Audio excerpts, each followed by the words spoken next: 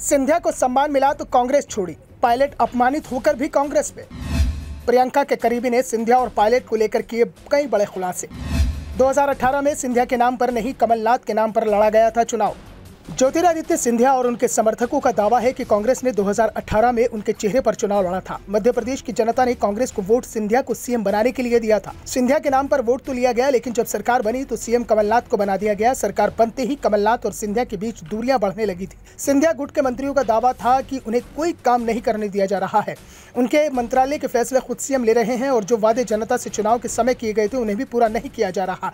इसके बाद जब 2020 में मध्य प्रदेश में राज्यसभा चुनाव कराए जाने का ऐलान किया गया तो सिंधिया ने बगावत कर दी। इसका नुकसान कांग्रेस को हुआ, सरकार गिर गई, राज्यसभा की एक सीट कांग्रेस के हाथ से निकल गई, सरकार भी फिसल गई। और इस पूरे मामले को लेकर प्रियंका गांधी के करीबी कल की पीठ के पीठाधीश्वर आचार्य प्रमोद कृष्णम ने बड़ा खुलासा किया है। उन्होंने केंद्रीय मंत्री ज्योतिरादित्य सिंधिया को लेकर एक बड़ा बयान दिया। कृष्णम ने कहा कि सिंधिया को कांग्रेस ने सभी पदों पर बैठाया था, उन्हें कांग्रेस में पूरा सम्मान दिया गया था। अगर सिंधिया 2018 में मध्य प्रदेश कांग्रेस के अध्यक्ष होते तो मैं मुख्यमंत्री पद के लिए उनके नाम का समर्थन करता। 2018 के विधानसभा चुनाव के वक्त अगर ज्योतिरादित्य सिंधिया कांग्रेस के अध्यक्ष होते तो मैं सिंधिया के साथ खड़ा होता, लेकिन चेहरे के रूप में वहां कमलनाथ आगे थे।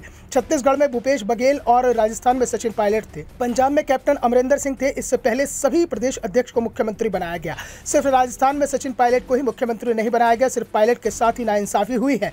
जिनके साथ नाइंसाफी होती है, मेरा फर्ज बनता है कि मैं उनके साथ खड़ा रहूं। घर में भी किसी के साथ नाइंसाफी होती है तो घर के वरिष्ठ लोगों का एक कर्तव्य होता है कि उसके हितों की रक्षा की जाए। सिंधिया ने कहा कि ज्योतिरादित्य सिंधिया के पिता माधवराव सिंधिया कमलनाथ के साथ थे। ऐसे में ज्योतिरादित्य सिंधिया तो कमलनाथ के बच्चे की तरह है।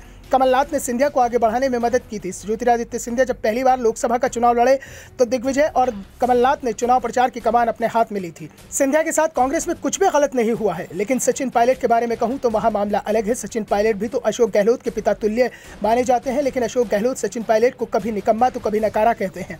अशोक गहलोत को थोड़ा दिल बड़ा करना चाहिए। अशोक गहलोत अगर ये फैसला कर ले कि सचिन पायलट के लिए मार्ग प्रशस्त कर रहा हूं तो राजस्थान का अगला मुख्यमंत्री सचिन पायलट होगा और गहलोत देश के सबसे बड़े नेता होंगे, क्योंकि देश त्यागी और तपस्वियों को मान देता है। दरअसल मध्य प्रदेश और राजस्थान में इस साल के अंत में साथ ही साथ चुनाव होंगे और एक बार फिर दोनों ही जगह कांग्रेस और बीजेपी के बीच कांटे की टक्कर का अनुमान लगाया जा रहा है। 2018 में दोनों ही राज्यों में कांग्रेस की सरकार बनी थी, लेकिन 2020 में सिंधिया ने कांग्रेस से बगावत कर दी थी। राज्यसभा चुनाव और मुख्यमंत्री पद को लेकर हुए विवाद के बाद उन्होंने 10 मार्च 2020 को कांग्रेस छोड़ दी थी। उनके साथ समर्थक कांग्रेस विधायक भी बीजेपी में शामिल हो गए। इसके बाद 2018 में बनी कांग्रेस की कमलनाथ सरकार गिर गई और प्रदेश की सत्ता में सिर्फ 15 महीने बाद ही बीजेपी की एंट्री हो गई। इससे पहले बीजेपी लगातार 15 साल से मध्य प्रदेश की सत्ता में थी। अब एक बार फिर शिवराज सिंह चौहान के नेतृत्व में बीजेपी चुनाव मैदान में उतरने की तैयारी कर रही है। शिवराज सिंह चौहान के नाम प्रदेश में सबसे लंबे समय तक सीएम रहने का रिकॉर्ड भी है। वो करीब 16 साल से अधिक समय से प्रदेश के सीएम हैं। Bureau report, the Navdarpan news.